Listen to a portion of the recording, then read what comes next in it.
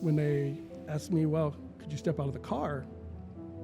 I all of a sudden turned cold. I was like, shit just got serious. And already it's already running through my head. Right. I'm done. I'm fired. I'm screwed.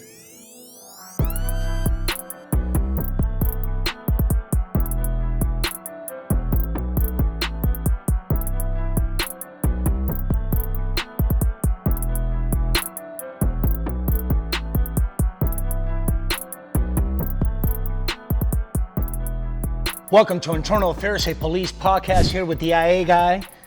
Our guest today, Stanachio Burnwell. He retired, he resigned in 2015 from the Los Angeles Sheriff's Department.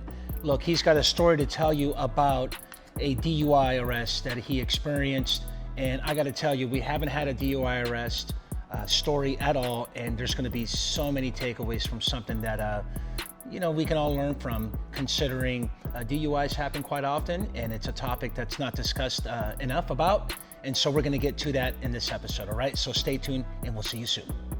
Before we begin the episode, we would like to express our sincere gratitude to our sponsor for supporting our YouTube channel.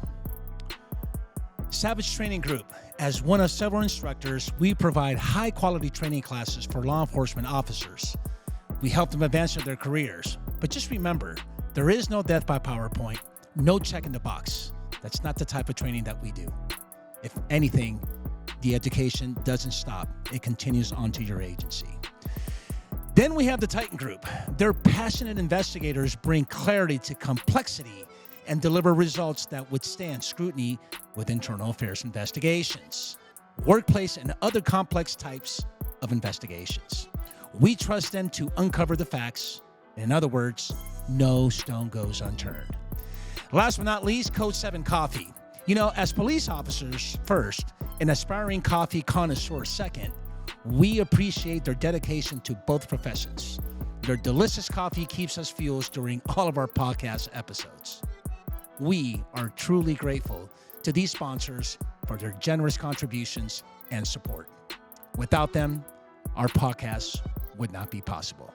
Thank you from the bottom of our hearts. Hey, welcome back to Internal Affairs, a police podcast. The IA guy here with another special guest, Stan Burnwell. Let's see, a.k.a. Stanachio, right? Yes, sir. Nice. Yep. Hey, man, you know what? Thanks for coming. I do know that thanks to Prime, he was able to connect us. Mm-hmm. We had a really good conversation. And before we really get into all the segments and talk about, your journey, if you will, and your IA story, I'm just kind of wondering, when you first heard about the podcast and you saw the Internal Affairs banner, what's your thoughts, man? At first I was like, oh no, internal affairs, what can go wrong here? If it's good or bad, well, let's see. Right. And, I didn't realize that particular boldness, if you will, because you're right, people have different perceptions and no one really thinks what this is really all about, which in reality, what it really is just having a conversation to get to know the guest, you in this case, and to get an IA story and hope that someone learns or get some takeaways, right? Oh yeah, definitely. Well, good. Well, hey man, without further ado, let's get right to it. Sure, let's get All right, so on a scale of 1 to 10, 10 being the highest, rate the importance of internal affairs in a police department and why? I'd give it a 8 or 9. Okay. Due to, accountability for those that are dealing with internal affairs. But they just need to be fair more than just saying, okay, you're just guilty, rather than, hey, there's a process. Let's go through the process and go from there. Do you feel that sometimes in your experience, and I know we'll get into, you were a custody officer with the Los Angeles Sheriff's Department, County Sheriff's Department. Do you feel that sometimes there wasn't accountability, or did you feel that the process was fair, unfair? What's your thoughts on that? When it comes to some topics, I would say they're fair. Some things like uses of force or something like that, but something more severe in my case, I would say they're leaning more towards, oh, well, you were doing this, you're guilty of it, rather than waiting for the whole investigation. Okay, so there was like this preconceived notion that, Right. you know what, hey, it's Stanachio, so let's Yeah. hammer him. Yeah, pretty much. Or it's Stanachio, you know what, let's just kind of go easy on them. Mm-hmm. Yeah. And that's the unfortunate part is that sometimes you do get this, what I like to call expectations. Right. To pass judgment or have a bias, Mm-hmm. just because you're liked or you're not liked. Right. And it's like not just what you know, it's who you know. And it's like if you know somebody in there, maybe, like you said, they'll be more lenient or something. Or if the person didn't like you, then it's like, oh, no, get rid of them. What is one thing that you would tell, or what is it one thing that you would like for internal affairs investigators to know? Gosh, there's so much. Basically, it's like, be able to do the research or do your investigative research that in your position that you're supposed to do. Not just come to your biasness or anything else and just think, oh, well, there's a history here or something else there. Mm-hmm. It's like, try to see everything how it is, interviews as they go, and then come up with a conclusion after that, not before that. Right. And is that just kind of based on experience? Pretty much, yeah. I suppose I'm asking, here you are in this environment in your unit, mm-hmm. and you've heard it, rumors, or maybe you probably saw it or something along those lines? Yeah. Like there's, anytime someone's in trouble, you always hear rumors. And it goes up fast. Like you cannot even be at work for 2-3 days, and people are already messaging you or calling you the day of, or one day after, like, hey, what's this? What's this I hear? I hear you did this. I hear you did that. I heard this happen. I heard that happen. It's like, that's not even how it happened. Wow. Whether it be a use of force, something on whether they were on patrol or personal life. Yeah, no, that's very unfortunate. Rumors is sometimes the court of a public opinion. Yes. People start saying, "Oh my God, they got in trouble." Oh yeah, it's worse than high school. It's worse than kids. It's terrible. I can relate to that. Yeah, I can definitely relate to that. Well, look, man, let's move on to at least what I think it's what I believe it's my favorite part mm-hmm. is a trip down memory lane, man. So let me get this. September of 1997, you were a custody officer, right? Mm-hmm. Well, you went to the academy. Yes. Okay, and then in 1998, after the academy, you went to Twin Towers mm-hmm. As a CO, is what we like to call them. Yes. 2007, you ended up as an academy instructor at mm-hmm. the Star Academy in the Los Angeles Sheriff's Department. Mm-hmm. And in 2011, you decided to go back to what we call Twin Towers, mm-hmm. right? And the Visitor Center. Yes. And we'll get into that. I got some questions about that. Okay. And then in 2013, you ended up at USC Medical Center, also known as LCMC. Mm-hmm. Definitely for the audience that don't know the LCMC. Yes. We'll get into that. And then last but not least, you said goodbye in 2015.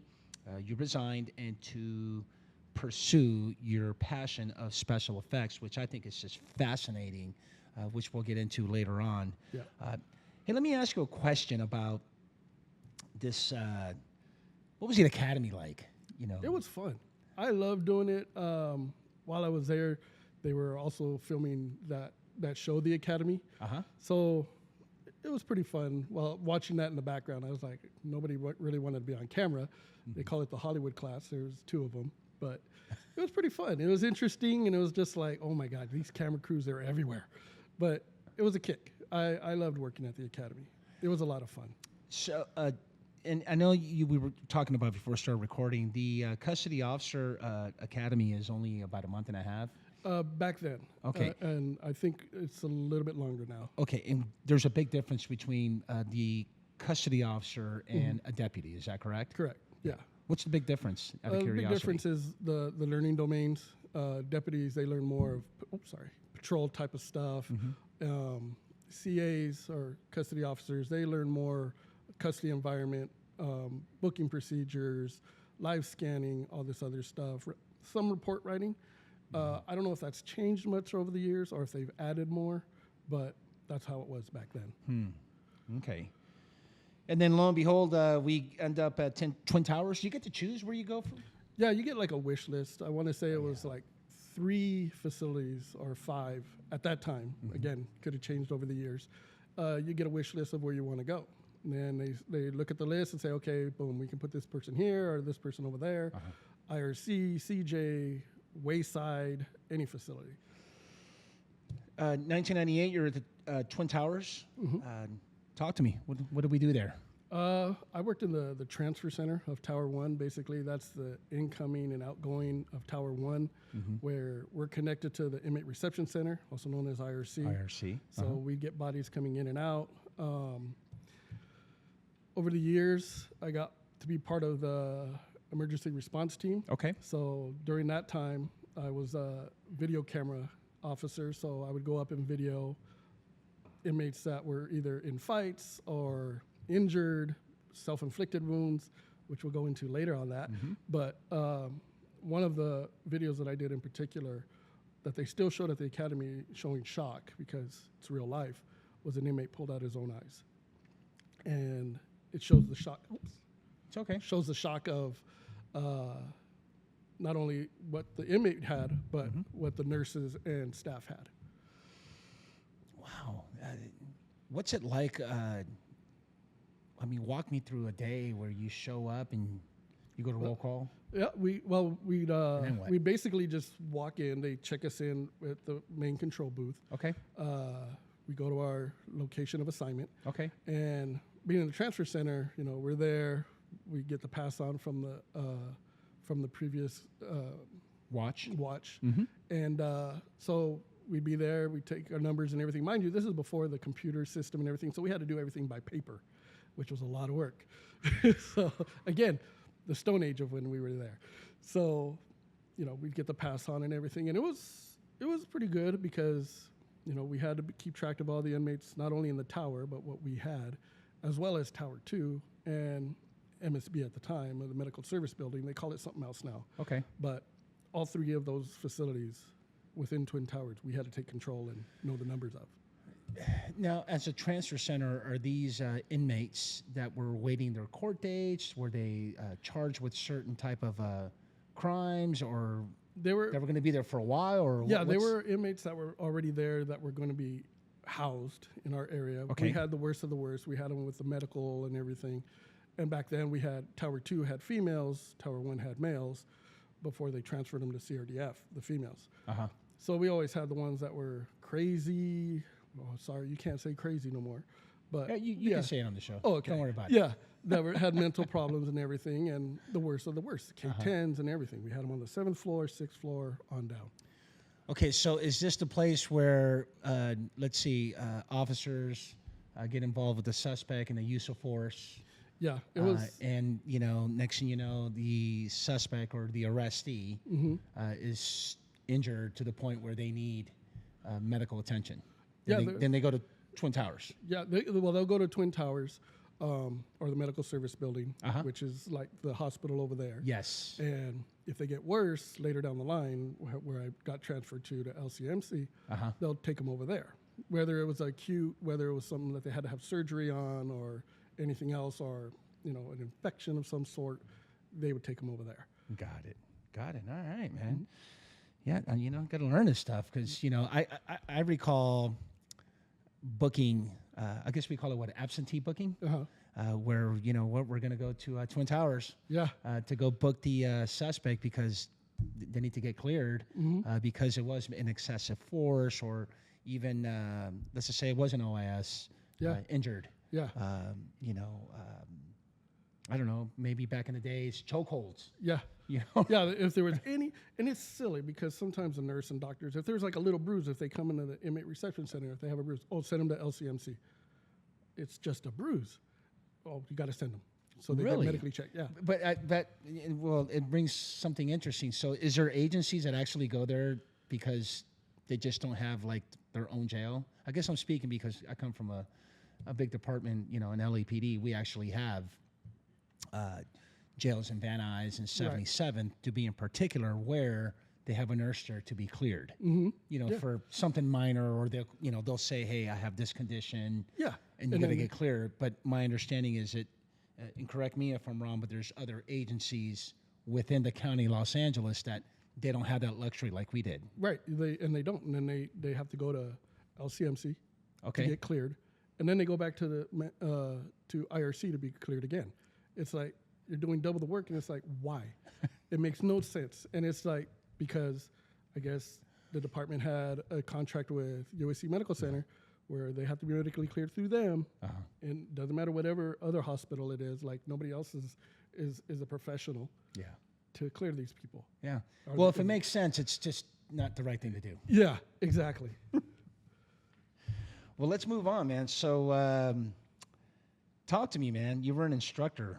Yeah. Did you get chosen for that spot, or did you? Yeah, at the time there was an opening, and a sergeant who was a friend of mine said, "Hey, why don't you apply?" And I was like, "Okay." I didn't think I could fit the profile, but I was like, "All right, I'll give it a shot. Why not?" So I applied, got interviewed, and started working there. And at first, I was so green over there. I was like, "I don't know what I'm doing here." And the partners that I had at the time, they gave me the booklet. It's like, okay, this is what we do. This is what we teach. This is how we teach. Just go with what you know. Okay. So I did it, and it was a lot of fun. A lot of the recruits that I had too moved up to become deputies throughout their career. And it was nice to see how some of them moved up in the world. And I was like, good job.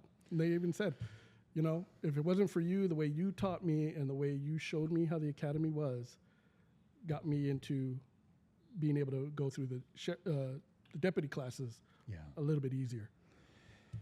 You said you were kind of green when you walked in there, right? Having to reflect, as you sit here today, going back to the academy as an instructor, is there anything you would have done different to prepare yourself for that, or maybe not? I would just say more of, if any. I would say more of what goes on more with custody, because there's some things that I did know and some things that I didn't know. And the things that I didn't know, they learned after the fact. And it was like, I would learn from my other partners that were still working custody. I'd be like, hey, you know what? Why don't you teach these guys how to do this or that? Show them how to do things in the booking booklet that they used to have, that they used to do. They don't know any of that. So I started implementing that more into the academy class. I'll be like, all right, maybe I could squeeze it in here for 2-3 days or a week that they learn. And that's how they got to be more educated in what they needed to do. Did they send you to some instructor course? Nope. Really? Yeah.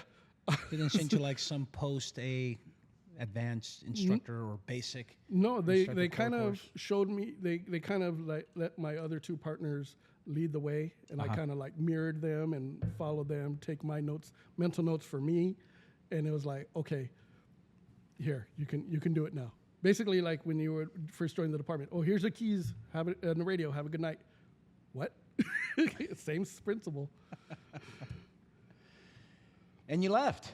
Yeah. In 2011, went back to the towers to the visitor center. Any particular reason why you left?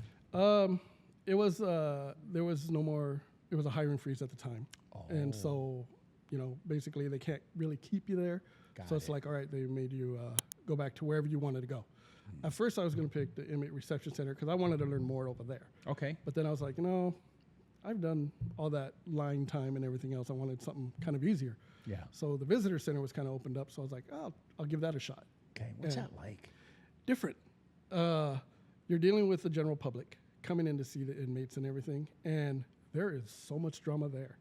I mean, you prime example. You got the girlfriend coming to visit an inmate, but then you got baby mama over here coming to see the inmate. So only one visit per day. So whoever gets there first gets to see the inmate, and the other one who doesn't, sorry, you got to go. And there's always, every so often, there were arguments in there, or just people not liking other people. Like they know somebody else is going to show up, and then they're like, "No, I'm here first. Tell that to get out of here." I was like, "Sorry," but it was also it wasn't a lot of times, but it does happen, and also a lot of kind older women who had their sons in or something. We're not supposed to get this. Again, this goes to an ethics thing that I would teach. But they would bring us food. And it's like, we're really not supposed to take food because obviously we don't know what they put in it. But you can tell by a person's persona and everything. They're not trying to be mean or evil on what they're doing. They're just if you get appreciative. a package and this smells good, it's cookies or Yeah, there chocolate was some- brownies. yes. Come on, bro. There was You gotta take it. And there was this one lady in particular who would bring like a pot of food, and it was good. It was like Armenian or Romanian food. Oh my God, it smelled so good. But it was like, what do we do with this? You know, Really? And it's like we'll just we had to be nice and say thank you. You know, we'll take it. We'll put it in containers and stuff, and then kind of had to toss it because again. But later, after she was gone and nobody was around, because again, we really aren't supposed to take like it was considered like a bribe. But and there's one story I could tell you right now. There was one story I had working the visitor center. There was this one girl who came in to visit an inmate. Okay. She was missing. She came in. She was looking all stressed and crying. I'm like, what's wrong? You know, did something happen out here in the visitors crowd or something? She's all, no, I have a test today for school. I said, why are you here? Well, my boyfriend, you know, wants me to come by and see him and everything. I said, no, I'm going to cancel this visit. You can come back tomorrow after you take your test. If he's got a problem with it, I'll address him. And so, you know, I showed it right then and there. I canceled her pass and everything and told her, go take your test. You go take your test and come back.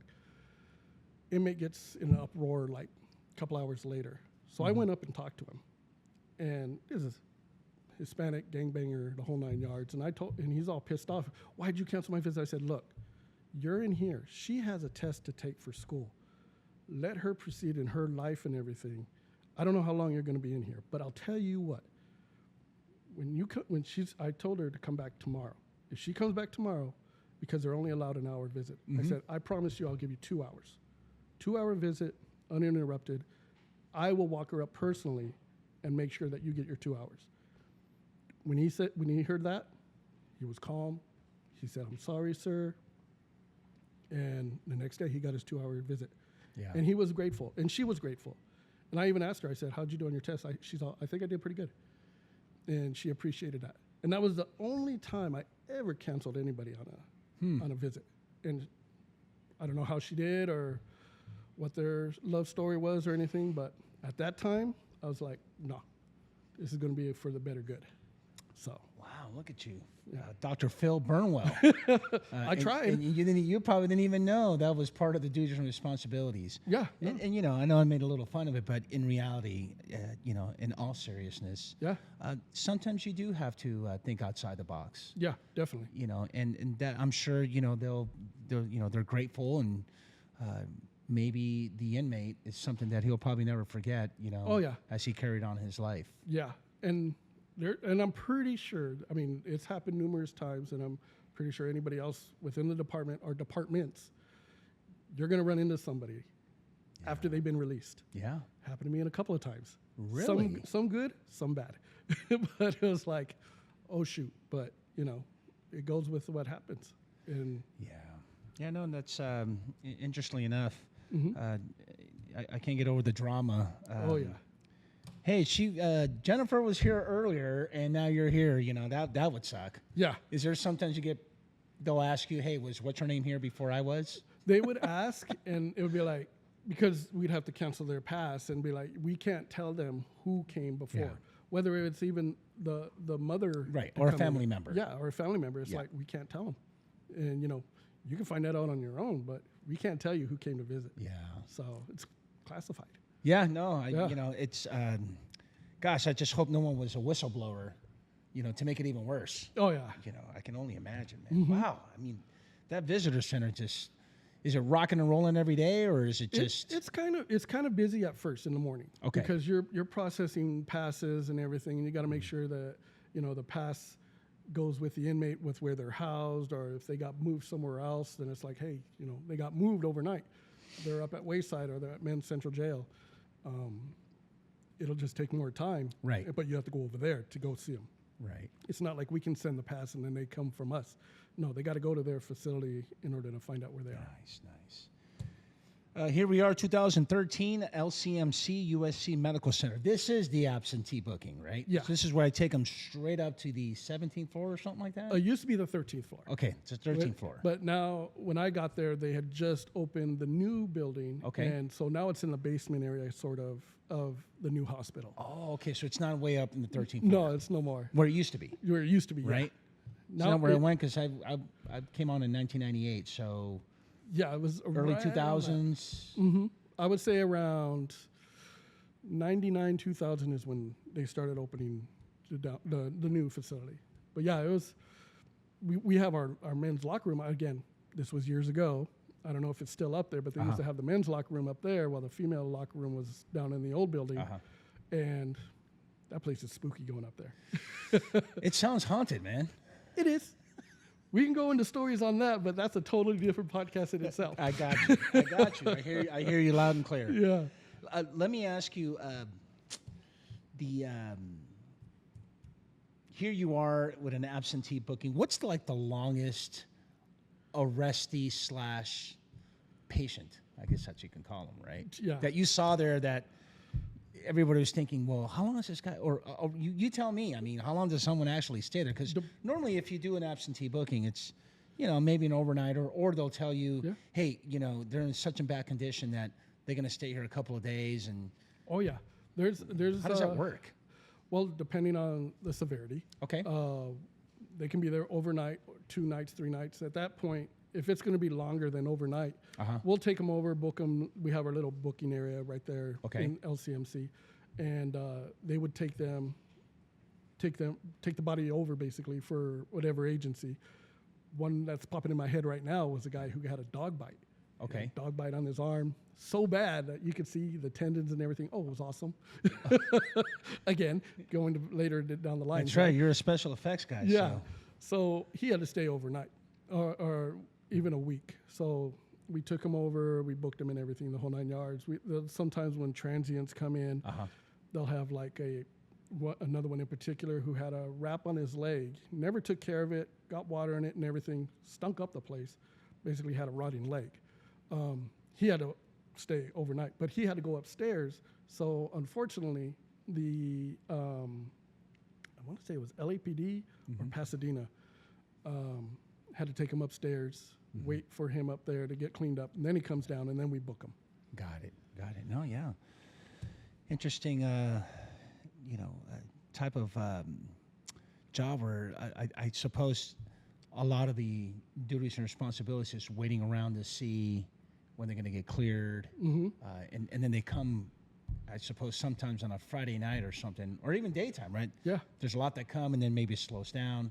It just all depends, because you guys are the hub for the entire county. Yeah. And and it just hasn't just not new bookings. It's also, like you said, within the facilities, we'll get inmates from Wayside that have to come down, whether they've been beaten up or anything. Oh, I didn't know that. Oh, yeah. Okay. Especially if there's a riot up there and some of them have been slashed or something or beat up pretty bad. They have to come to us, get cleared, medically cleared, and then sent back up or sent to Men's Central Jail or Towers, wherever they go. Wow, man. Wow. 2015, you resigned, and we'll get into the reasons why you resigned. I know it's going to lead to Uriah's story that we'll talk about. To pursue special effects, look, man, you're into all this Walking Dead, type of figures, depictions of monsters and all this good stuff, which is, I find it so fascinating. But let me ask you this. Moving to Uriah's story, October of 2013, you were detained on DUI. Yes. By the California Highway Patrol, and on a CHP. We haven't had a guest, and I find it to be very educational. I really thank you for sharing this story, because there's really so much to learn about DUIs, because to this very day, and I know there's someone that's probably listening or watching that perhaps can learn a lot about your story. So, you know what, bro? I'll leave the floor up to you. Just kind of tell us what happened, and let's see what we can get out of it, man. All right. Well, in 2013, I want to say it was around October, I had just left the bar in Downey. Again, I just read the paperwork not too long ago, because I still keep the paperwork as a memento. Don't do this shit again. Oh, sorry. But it was called the Wet Bar in Downey. And I had just left there. I wasn't hammered off my gore or anything. I just had a few drinks. 4 vodka sodas, but they were doubles. So later down the line, I learned, hey, weren't they 8? I was like, well, now that you put it that way, yes. So I'm driving. I don't feel impaired or anything. I'm driving down the street, and the only reason CHP got behind me and pulled me over, because I had my windows down and everything. I wasn't blaring my music.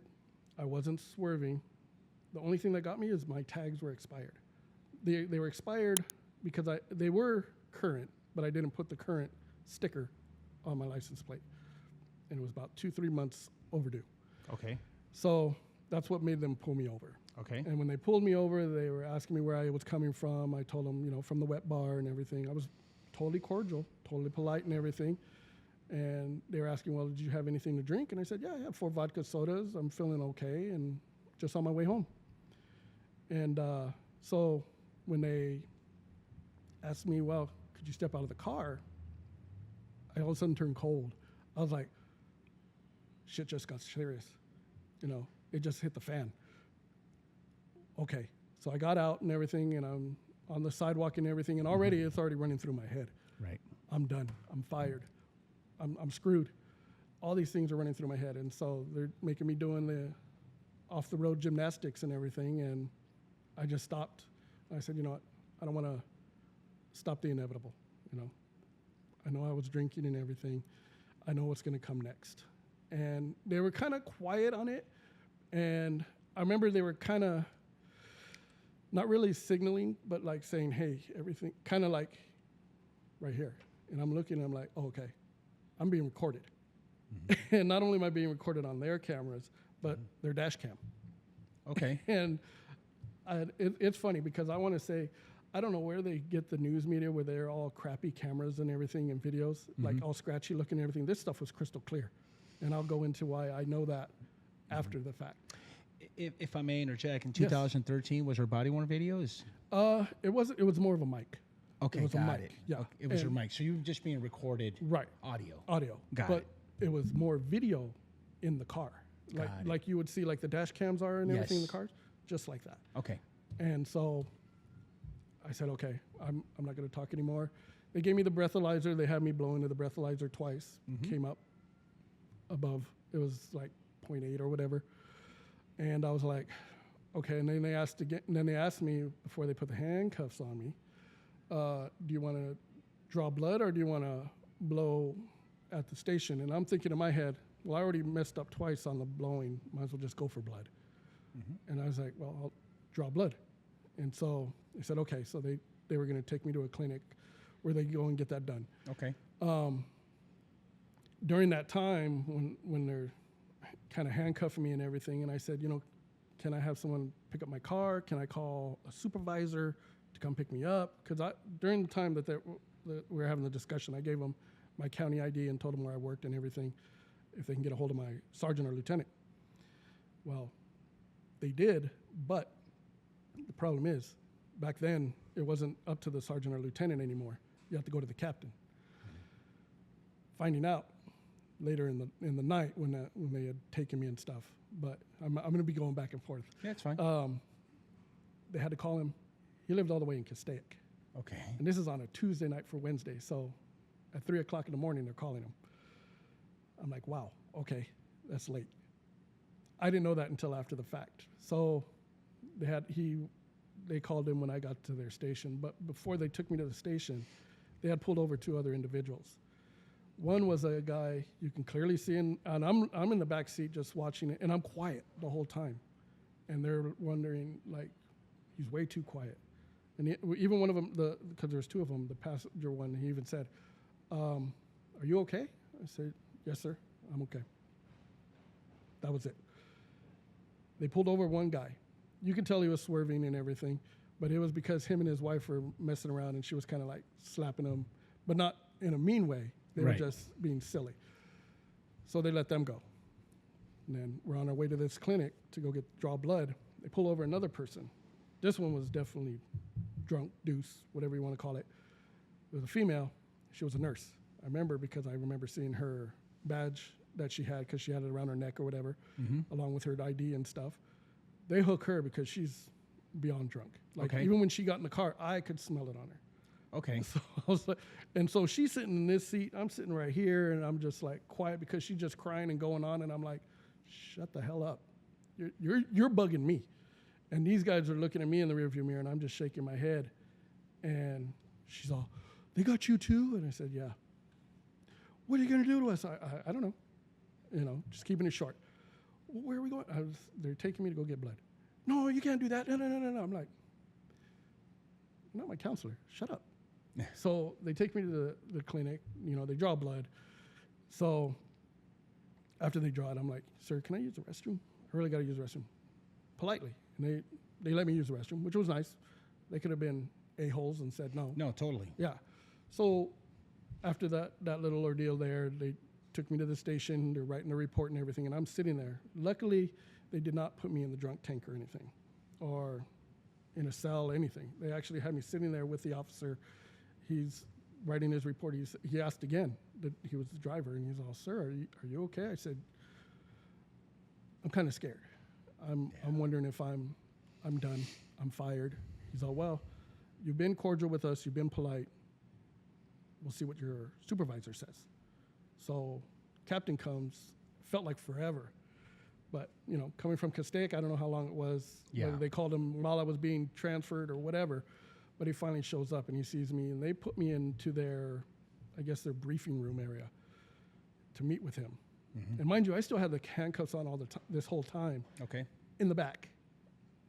I didn't complain once. They're not made for comfort. Yeah. And I know that for a fact. Yeah. So finally he said, you know, can we take the handcuffs off? And they were like, yes. And he said, and he told me, wait right here. So I waited for him. He went and talked to the officers. He comes back. He says, okay, we're going to go in my car. And so he walks me to his car. I sit in his passenger seat, and he comes in, and I said, sir, I know they called you in and everything, but I just got to know, am I fired? Am I done? And he said, no. And it kind of gave a sigh of relief. Right. Whew. And he said, but if you were acting like, and he said it in his words, if you were acting like an asshole or put more of a black eye on this than what you've already done, I would have left you here. And I was like, okay.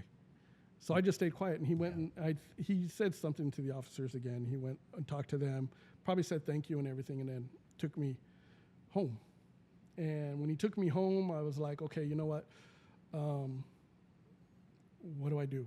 What? Yeah. I don't know what's going to happen. He's all, well, I'm taking you home. I want you to sleep it off. When are you supposed to be back to work? And I said, tomorrow. He said, take the day off. Come back in the morning.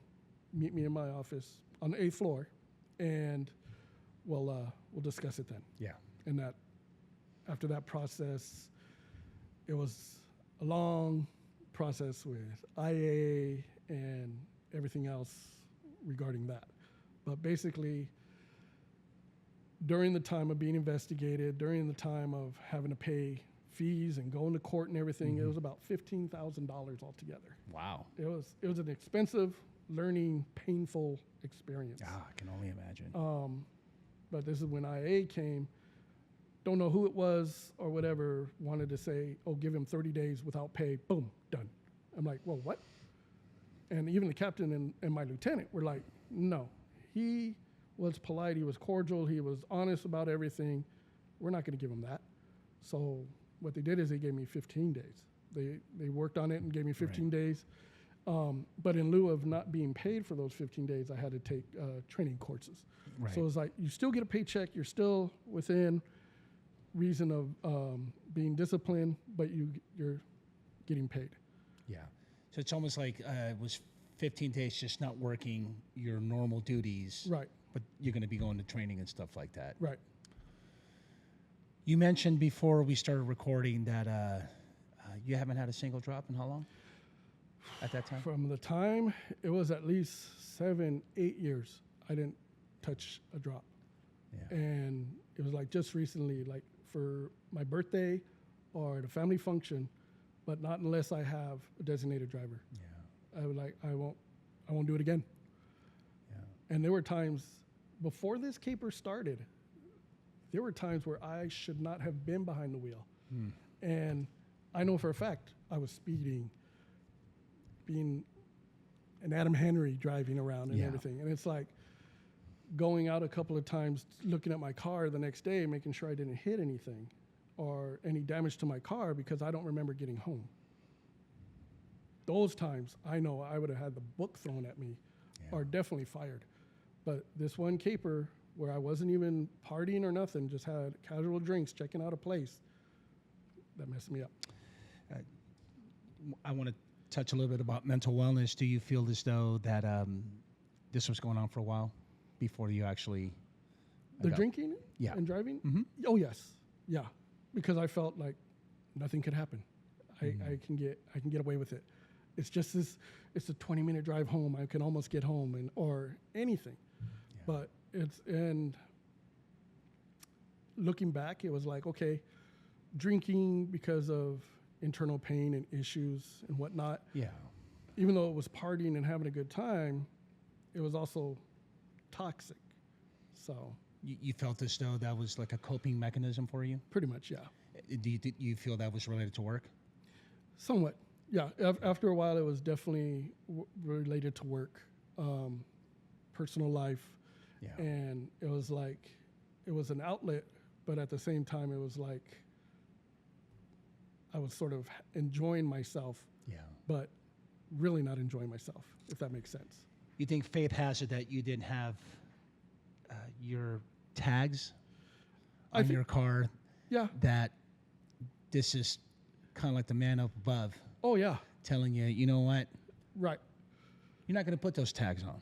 Yeah. It's for a reason. Definitely. Because had you would have had them on, nothing would have happened. I would have been home, safe and sound, and this would have continued probably. Or something really bad could have happened. Oh, definitely. Yeah, I could have gotten in a crash, killed somebody. I mean, you hear about it all the time. Yeah.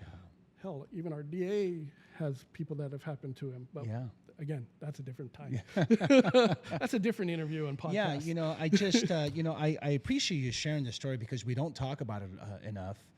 And, just to kind of, knowing that there's a lot of lessons learned, I'm sure that, like you said, it's been years since you've had a drop, and you won't drive unless you have a designated driver. And, back then they didn't have Ubers and Lyfts. Right. Where today we do. And the saddest part about that is that even then we still feel like we are Superman. Yeah. And you know what? I'm not going to call Lyft. I'm not going to call Uber. Right. And, that mentality is, it's not well thought out. No, it's not. And again, it's that invincibility you feel. There you go. Yeah. That's the word I was looking for. Yeah. You feel invincible. And you know what? You're not alone. I can tell you times when I was way younger where I felt invincible at the same thing.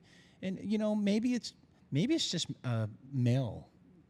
Not to sound sexist, but I don't think a lot of females do that. Or some do. Some do. It's more the male part than it is the female part. I think if we were to do some research, and studies will show that probably males do it more than females. Yeah. Not that it makes a difference. It's the overall lesson is that for whatever reason, we just feel invisible and just it's something that we do. And to this very day, and I'm sure there's someone listening or watching where, you know what, that's me, you know, and hopefully, watching this and learning from this, it's super important. Let me ask you from, let's pull the curtains back and just kind of go from like the disciplinary process, if you will. Yeah. You receive a 15-day suspension. My question to you is, was that fair and reasonable? I think so. For what it was and everything, would I have preferred less? Yeah, I would have preferred less. But, I mean, if it wasn't for my captain and lieutenant batting for me, I think it would have been worse. But, again, that goes towards IA being fair or whatnot. It's like, okay, I know there was a zero tolerance and everything, but, again, if I was acting like an a-hole or something or putting a bigger black eye than what I did, that would dictate more of the 30 days, because then it would be like, okay, well, now you're fired. Was you just mentioned 30 days. Is that something that's kind of like the ongoing rate, if you will? Pretty That much, yeah. Because that you heard from other partners or other situations? yeah, because after that point, after 30 days, after 30 days, they can terminate you, and and you're done. But it's like I was halfway there, so to speak, with the 15 days. But again, in lieu of not getting paid, they had me go to the courses or the training and everything. That's where I felt like I was like, okay, looking back again, I was like, well, shoot, someone must have had it in for me to want to give me 30 days and no questions asked or not even do the research or anything and find out what's going on. Yeah, you seem like a fair and reasonable type of a person. Let me ask you this. Had your lieutenant and captain would have left it up to you, what would have given yourself as suspension? Ooh, good question. I would have said, thinking about it back then and now in retrospect and everything, Probably different. I would have said about 10, 15 days. Okay. Just because it was like to teach me a lesson. It is a big slap on the hand, slap on the face, slap on the ass, however they want to put it. Right. Don't do this shit again. Yeah, you no, know? totally. Don't do this and, learn your lesson. Shoot, I learned my lesson quick. Like, not a drop after that. Yeah. And again, reflecting on it today, because we're more mature about knowing this situation, if you will, but maybe back then, had they would have asked you back then, I don't know, maybe you would have said less, but I think 15 days is pretty reasonable as an adjudicator. There is situations where you're right. Believe it or not, back then in 2011, the going rate for this type of incident, we used to have contracts. I don't know if you guys ever got into that, but for some reason, LAPD had these contracts where they'll make you say, hey, you know what, you need to sign this contract. And unfortunately, the contracts weren't, it wasn't an even field. One will get, you get a 3-year condition, and the other one will get, indefinite. And the conditions are outrageous. It's a whole different topic to talk about. But fast forward to today, they renegotiated. They, meaning the league, the stakeholders, the union, the department, the city, where now the heading for the penalty guide is alcohol-related offenses. And then it's got a guide that says, hey, your first DUI, this is the range from 1-day suspension up to 30 days. And there's a range for each type of alcohol-related issue, which seems to be fair. But back then, I can tell you, it was just, again, unfortunately, it's a little self-serving. Someone has an agenda for someone and say, no, just give them 30 instead of 15, Yeah. And you know what? I don't recall signing a contract or having a contract like that. Yeah. Basically, get my butt chewed out by the lieutenant and captain. And at the same time, it's like, okay, you know what? They saw a totally different change after that.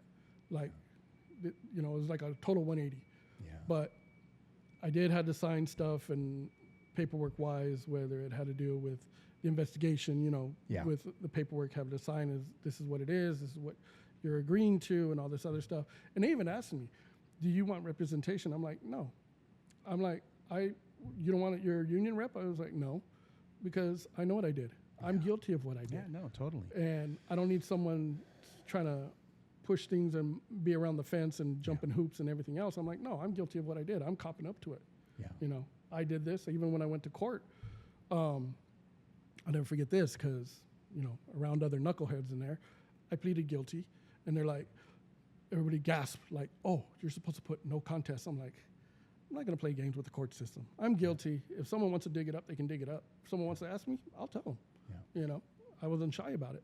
Yeah. I'm copping up to what I did, and if I get the consequences, I get the consequences. One more question before we leave this segment. Internal affairs investigators, how do they treat you? They look at you like as if you committed this heinous crime? Yeah, it was like I had almost killed somebody. I was like, okay, I'm just like, all right, you know what? I'm just yes, no answers, being straight to the point with them. Just remember seeing the recorder and just watching it. It's like, damn, I'm getting recorded and all this other stuff. And again, it's like, I'm not saying anything incriminating because it's like, I know what I did. I'm telling you everything that happened chronologically of what happened. Yeah. Even to the point of where they took me, the 2 people that got pulled over, when I was waiting for our captain to show up, and all this other stuff. And basically, I guess it was like, oh no, he's guilty of all this other stuff. And I'm like, what other stuff? I got pulled over. I got taken in. I didn't get into the drunk tank. I was being cordial with them. I was being polite. I was being everything. And they wanted to give me 30 days? Nah. And I appreciate a ton the captain and lieutenant at the time who batted for me. Having to look back on the incident as you sit here today, because would you agree with this saying, the punishment's not the penalty, the punishment is the process? Because you knew you were going to get penalty. Yeah. You kind of already knew that. Yeah. Right. I was thinking more worst case scenario. Correct. But the process, how you were treated. The process, besides your lieutenant and your captain, which I know they really supported you. They did. But besides that, I mean, how long did you wait? Almost a whole year. Okay. And that was during the court times and everything else, going to AA meetings, which was terrible. Oh, my goodness. When looking back at it, I was like, man, I was doing this just to have a good time, just a party. These people are doing it on a daily basis, going home, having shakes every day. Wow. It's like, I'm not like that. Okay, so those are your dark moments. Mm-hmm. Was there any support from your coworkers or anybody else? Anybody check up on you? Not really, because I kept it to myself mostly. Okay. My closest friends, yes, they would ask, hey, how you doing? And I'm fine. They were like a small group that I would hang out with. But other ones, it was like, you know what? I basically pushed myself away from them. Okay. Well, good. Well, thanks for sharing that, man. I really appreciate that. You know, it was humbling. I'll tell you that. Right. Yeah, very humbling. It changed you. Oh, it definitely does. And if I would suggest to anybody, don't do it. Yeah. You know, if you have a designated driver, do it. Sleep in your car in the parking lot. If they wake you up at night to move your car, just say, hey, I'm sleeping it off, whatever. Do whatever it takes. Again, someone can say it because it's like, yeah, I've been through that experience. It's better to have your job than to lose it. Oh, amen to that, man. Yeah. Worst and best. Let's go with worst first. Tell me your worst incident in your career. My worst incident? Well, that would be the worst. Mm-hmm. But second worst would be... Or that you experienced while you were working. Like, what's something that really stood out? Well, being a drill instructor at the academy. Okay. When I really got it, basically interviewed by IA, was my partner at the time was accused, and he was found of sexual harassment on our other partner. She had come to me and told me about what had happened. I was off, and she had told me what he tried to do sexual advances towards her. And I said, okay, well, what do you want to do? She's all, well, just don't leave me alone with him.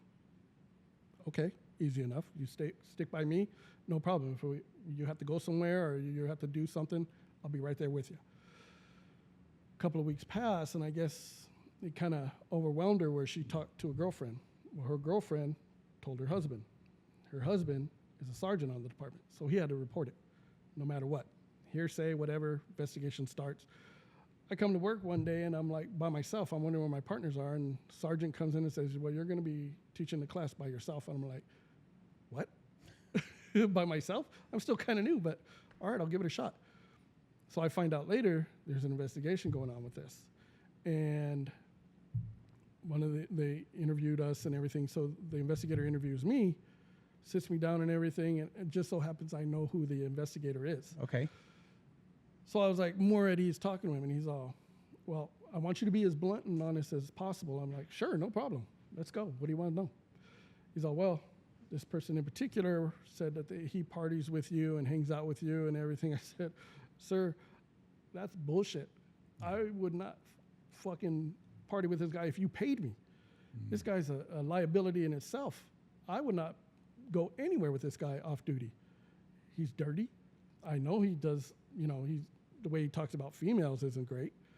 And I knew about him before I joined the department because my mom was on the department, and she was his supervisor, and she told me about him. Oh. So when she knew about who it was, and I was like, okay, screw this. So I kept my distance and everything.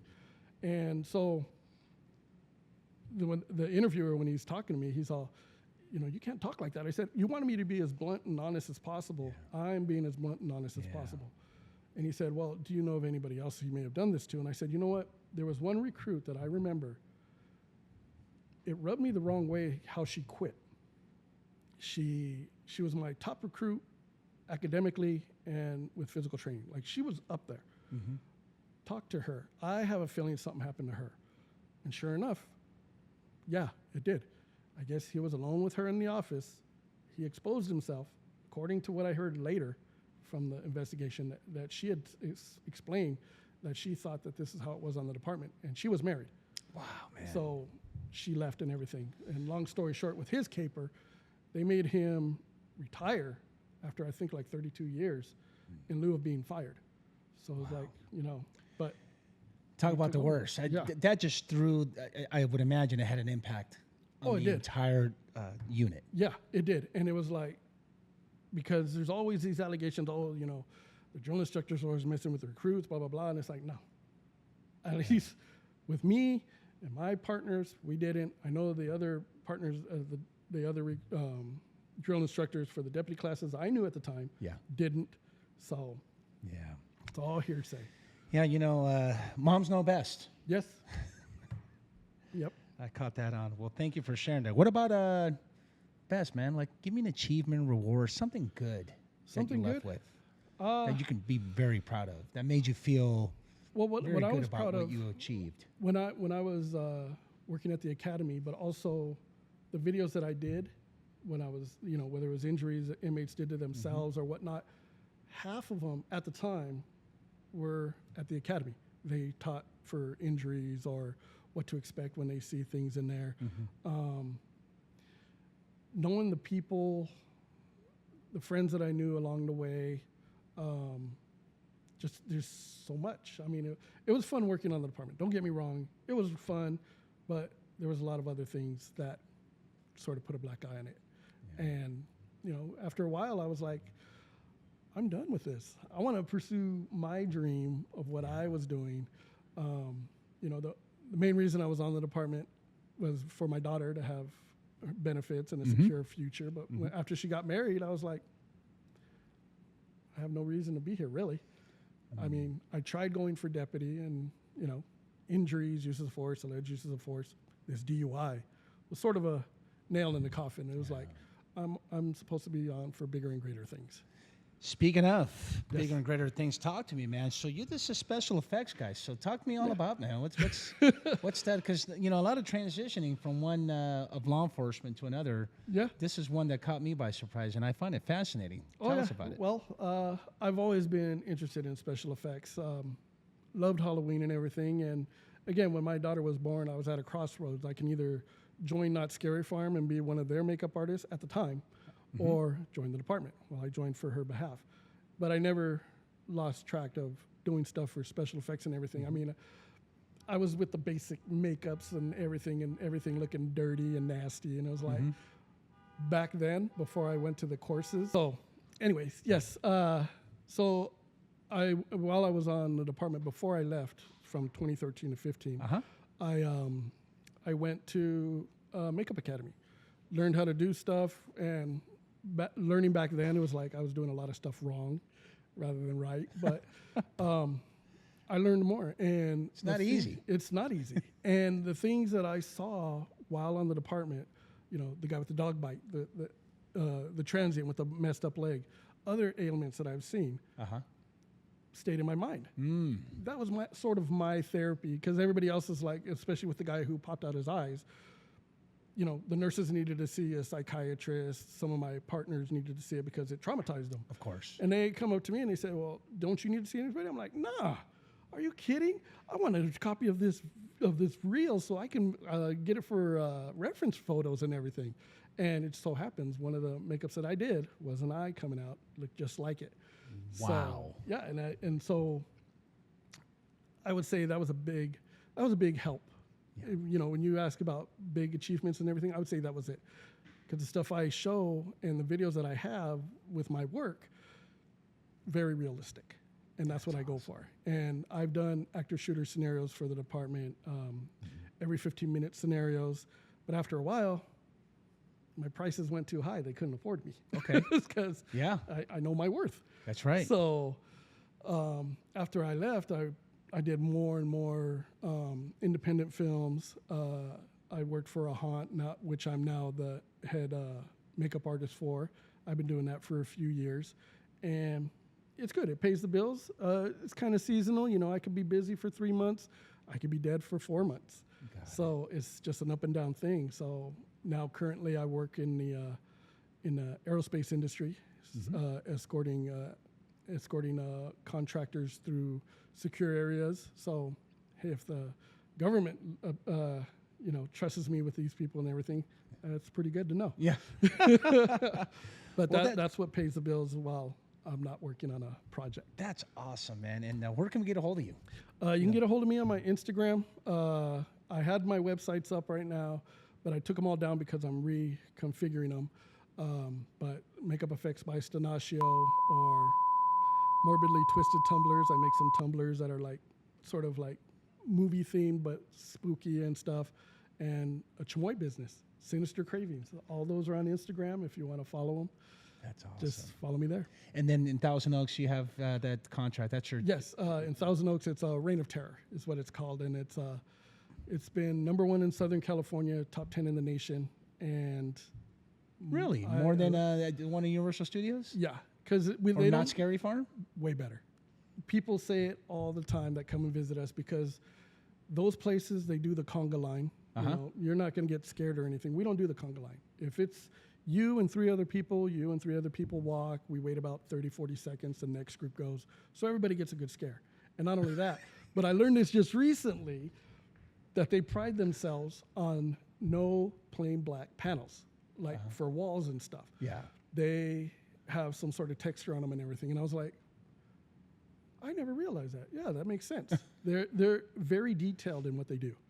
And in fact, they moved into a bigger building. Oh, I can't say that now. Yeah. But the new season, got to check it out. But it's huge. Yes. That's awesome, dude. Stanachio, man, hey, thanks for everything. Look, I'll leave the floor up to you. We're at the end of the episode.